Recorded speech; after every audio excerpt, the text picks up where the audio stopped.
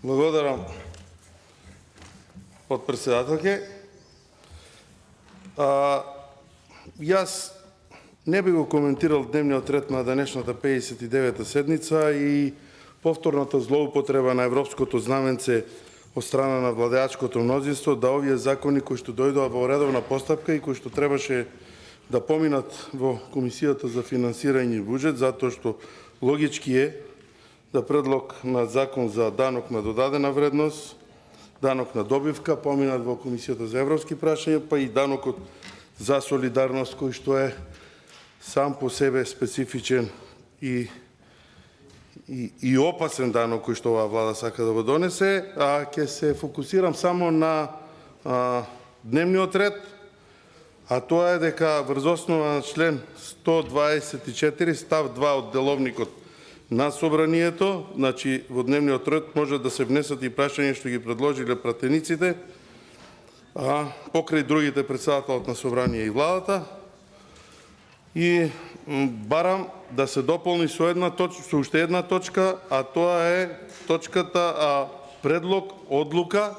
за одржување на јавна расправа по предлог на законот за данок на солидарност. Зошто го барам ова?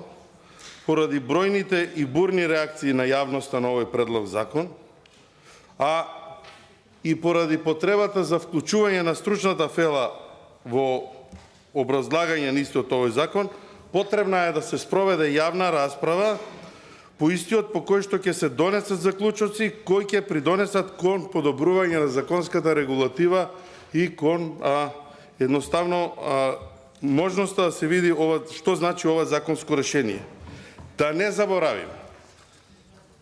бурните реакции доаѓаат и од Стопанска комора на Република Македонија, каде што на 26.6.2023 година Стопанската комора на Македонија преку клубот 100 и органите на комората поднесе иницијатива за стопирање за донесување на ова законско решение. Клубот 100 има водечка улога во менаџирањето на комората, како најрепрезентативен представник со над 6200 вработени, годишно уплаќаат 105 милиони евра даноци и придонеси, како резултат на унапредувањето се зголемуваат и инвестициите во нашата држава, не водејќи воопшто сметка за аргументите на комората, па и на опозицијата и на стопанството, водејќи единствено сметка за потребата и желбата за пополнување на буџетските дупки и неограниченото трошење на оваа влада.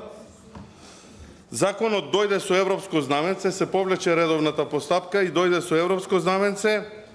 и со тоа се скратува можноста и за дебата, и за транспарентност, меѓутоа и за реакција и можноста за подобрувањето на самото законско решение, а ова е во суштина бегање од можноста за ова законско решение, кое што, како што реков, е само по себе карактеристично, односно еднократно земање на средства од луѓето кои што ја полнат државната каса, ни дава за право да побараме да се донесе предлог одлука за одржување на јавна расправа по предлог законот за додадена вредност, за данокот за солидарност, Предлагаме конкретно и јавната расправа да се одржи на 28.7, односно во петок. И ова е разумен рок и сосема доволно од 4 дена стручните служби на собранието да ја организираат, да се поканат сите заинтересирани физички и правни лица и да се продискутира и да се изнесат сите недостатоци за законот. Во минатото сведоци бевме на организирање на јавни расправи од денес за утре, па не гледам причина зошто не би се одржала ваква јавна расправа за закон кој што е од исклучителна важност за граѓаните и стопанството. Барам, затоа, почитувана подпредседателке, мојот предлог да се стави на изјаснување пред пратениците. Се надевам дека мнозинството пратеници ќе разберат важноста за одржување на оваа јавна расправа и ќе се донесе одлука за одржување на истата по можност, како што реков, во петок на 28.7.2023 година. Благодарам.